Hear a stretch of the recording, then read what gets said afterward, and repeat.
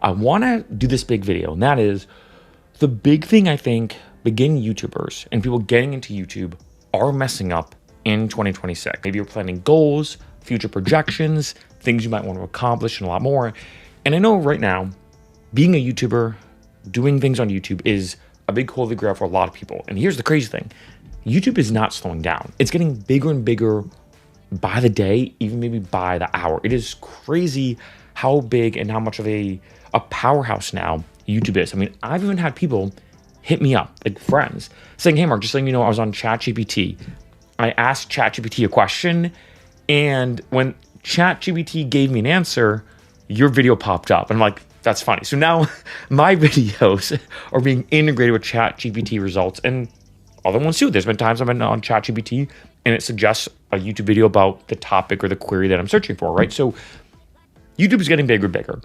And when it comes to this, the number one thing that I'm going to suggest that I think a lot of beginning YouTubers are not doing right, initially if you're getting started, and also the number one thing I suggest for YouTubers to do, and that is bingeability.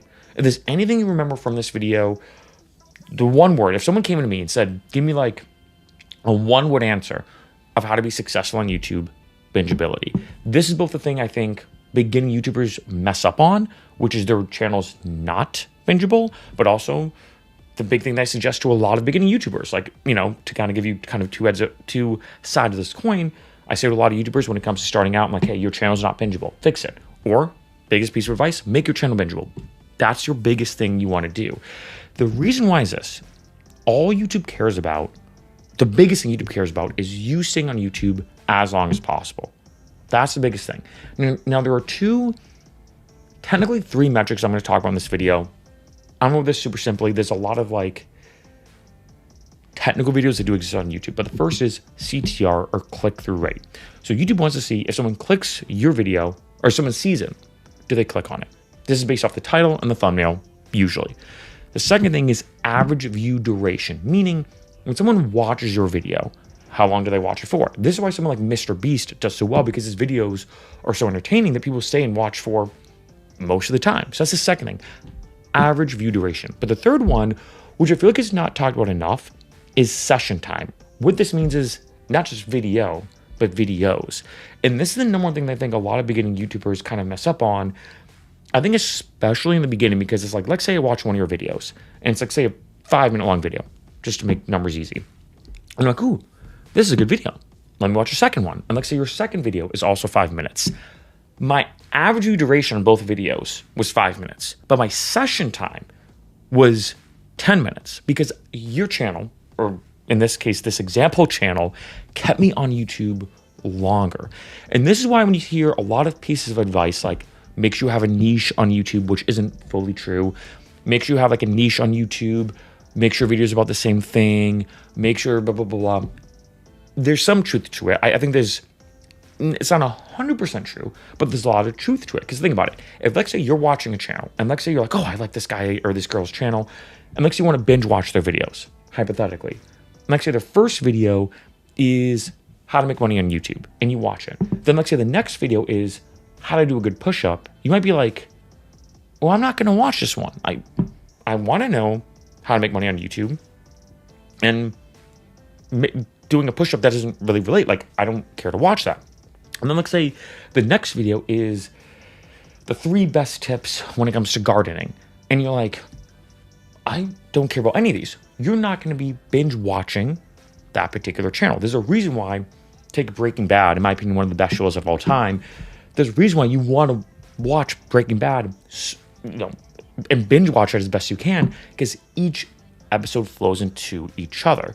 And here's the main thing. I don't think when it comes to YouTube, and I do want to stress this point, I think this is very important to mention that I don't think you quote unquote have to have a niche, but I think this is why it helps, right? And this is why it helps is also I suggest to a lot of people that if, let's say you do any kind of journeys, and I've mentioned this in other videos as pro tips, if let's say you're doing a weight loss journey and every video is about you losing weight, then it actually makes sense if let's say you're saying, hey, here's a video about me gardening because I'm growing my own food. That actually kind of relates now. Now, granted, a gardening video, and then like say a video of fitness right afterwards, in some cases, different niches, gardening versus fitness. But let's say if you're like, hey, you know what? I'm someone who's really trying to get better at losing weight. I want to eat healthier. Here's a video of me gardening and me trying to grow my own food because I want to be healthy and it's cheaper, all that kind of stuff. Also, here's my workout that I'm doing because after my workout, I'll have some of the food that I just made when it comes to gardening, for example. No, those things I think are a little different.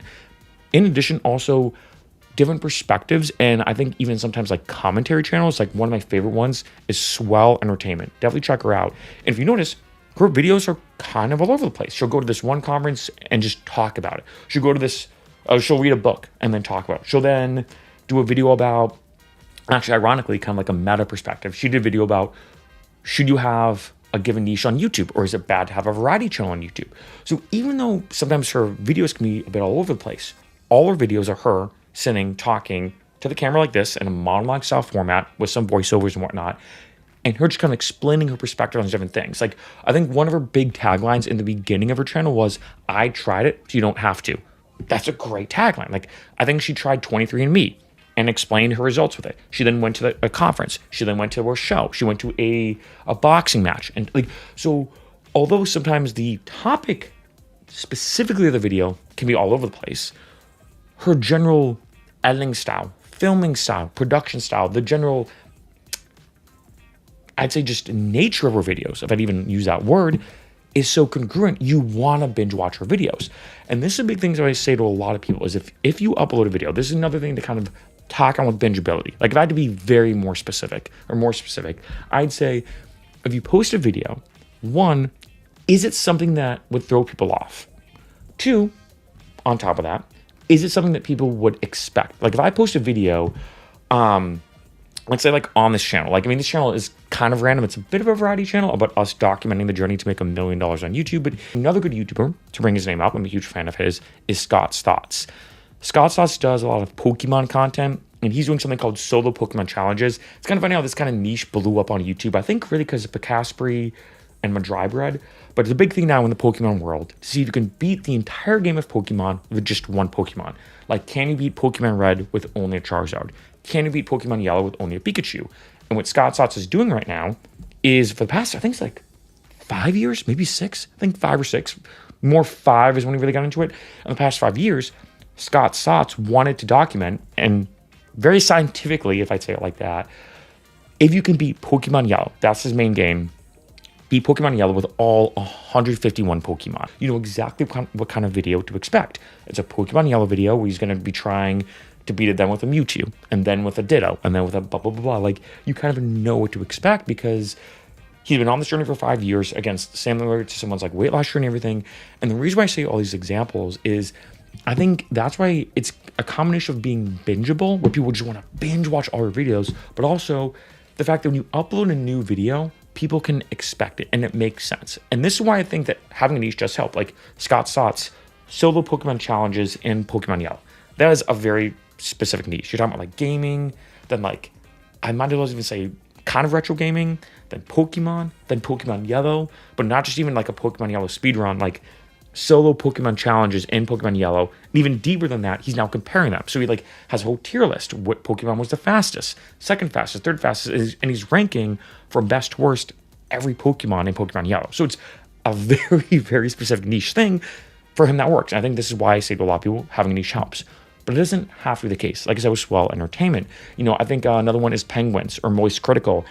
I'm a huge fan of his, and his channel a lot of times is him just giving commentary about just different things. And sometimes it's related to gaming, sometimes it's related to something completely random, but it all falls under this thing where people can continue to want to watch him, and his channel's bingeable, and each video does kind of flow into the next. Like, it all kind of makes sense, you know, in terms of like each video flowing into the next video of what people want to see. And this is why, you know, I say to a lot of people, again, to use an example, I think the fitness and gardening one does kind of make sense. Like if, like, say you are a guy, and I'm making this up, like here's like a random example. Like let's say you're someone who does fitness and you're big into meditation. So like say you do blend of like Tai Chi with martial arts, and you also do gardening. And like say you're like, hey, on one video, you're talking about how you're making a new age song. Like, all right, you're making new age music. You're making relaxing soundscape meditative music. And then on the next video, you're doing gardening tips, completely random, 2 different niches. But If your brand is like, hey guys, so I was showing you how I was making this new age song before, I'm now going to garden while playing the new age soundscape song in the background because I'm trying to get better at being more present in the moment. And like say that's kind of your thing, like it's mindfulness. And then like say the next video after that is you like say doing karate, and after karate you then talk about how you're having a big leafy green salad because you grew the spinach yourself and blah blah.